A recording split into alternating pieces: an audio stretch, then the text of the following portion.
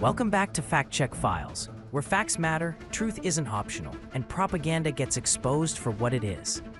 Today, we're diving into 5 recent lies told by President Donald Trump.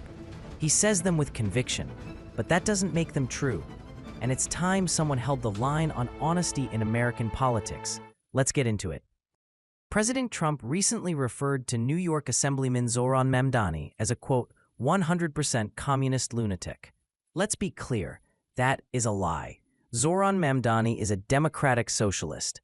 That means he supports things like universal health care, affordable housing, and stronger worker protections, not a government takeover of industry or abolishing private property. Those are key distinctions. Being a socialist doesn't make you a communist, just like being a conservative doesn't make you a fascist. And when the President of the United States throws out loaded terms like communist, he's not engaging in political debate. He's trying to discredit dissent with fear tactics. Here's the truth. Mamdani is a New York lawmaker elected by his constituents, advocating for policy within a capitalist democracy. He hasn't proposed collectivizing farms or abolishing currency, so calling him a communist is more about political theater than policy reality. And if you're wondering whether this kind of red baiting has a history in America, it does. And it's never aged well. Next up, President Trump claimed that Harvard refuses to tell us who their international students are. Sounds ominous, doesn't it? Like the Ivy League is harboring sleeper agents. Once again, it's not true. Harvard, like every other major university, is required by federal law to disclose broad data on international student enrollment. That data is reported to the government through SEVIS, a Homeland Security database. What the president is referring to is a legal dispute about the scope of federal access to certain visa-related records, not secrecy.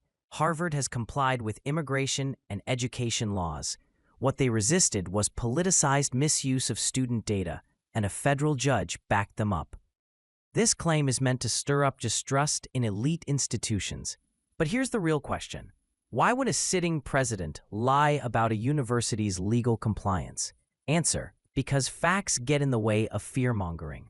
And when fear is your tool, truth becomes disposable. Let's talk about Medicaid. President Trump said recently, and I quote, "We're not changing Medicaid. We're just cutting waste, fraud, and abuse." That's a lie. Full stop. The House bill, backed by the White House, proposes work requirements, reduced retroactive coverage, and increased copays. Those are fundamental changes to how Medicaid works, especially for seniors, disabled people, and low-income families. Now look, every program has inefficiencies, but let's not pretend this is just about rooting out fraud. These are ideological policy changes, not fiscal cleanup. Don't let the soft language fool you. Cutting waste sounds harmless until you realize you're the waste they're cutting. When the president downplays real consequences to sell harmful policy, it's not a misunderstanding, it's a calculated lie. Here's something you don't expect from a self-proclaimed businessman. President Trump claimed that a slowdown in U.S. port traffic means we lose less money. It's a good thing. That is not only false, it's dangerously ignorant. Cargo slowdowns are a sign of reduced economic activity, less importing, less exporting, less buying, and fewer jobs for American workers in shipping, logistics, warehousing, trucking, and retail. A thriving economy moves goods, lots of them. A slowdown signals recession pressure, not cost savings. The president may think that fewer ships mean fewer expenses, but in reality, it means less business, lower revenue, higher prices, and job losses. That's not good for anyone. Either he doesn't understand economics, or he's lying to protect his narrative. And in either case, the American people deserve better. Finally, President Trump claimed that Beyoncé was paid $11 million to endorse Vice President Kamala Harris. That's a fabrication, and a pretty lazy one at that. Federal Election Commission records show a payment of $165,000 to Beyoncé's production company for event production, not a personal endorsement. There is no $11 million payment, no bribe, no payoff. Her team has dismissed the claim as beyond ridiculous, and the facts back them up. This isn't just a silly exaggeration. It's part of a pattern. When President Trump sees celebrities align with Democrats, he doesn't just criticize them, he invents conspiracies to delegitimize them. It's dishonest, it's deliberate, and it's beneath the office he holds.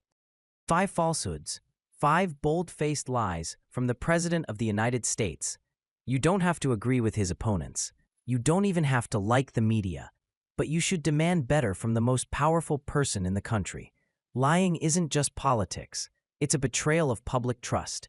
And every time we let it slide, we lose a little more of the truth. This is Fact Check Files.